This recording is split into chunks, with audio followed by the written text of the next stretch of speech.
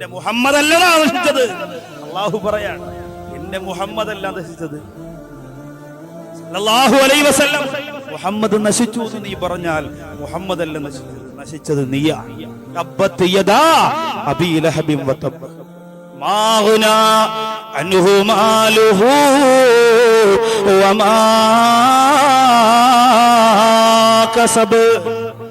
അവൻ സമ്പാദിച്ചു വെച്ച ഒരു പണപ്പെട്ടികൾക്കും ഒരു സാമ്പത്തികമായ സ്രോതസ്സിനും അബൂലഹബിന് ഖുർആൻ കൊടുത്ത ശാപത്തിൽ നിന്ന് കരകയറാൻ കഴിഞ്ഞില്ലെന്ന് മാത്രമല്ല, അള്ളാഹു അന്ന് തന്നെ പ്രഖ്യാപിച്ചില്ലേ, സയസുലാ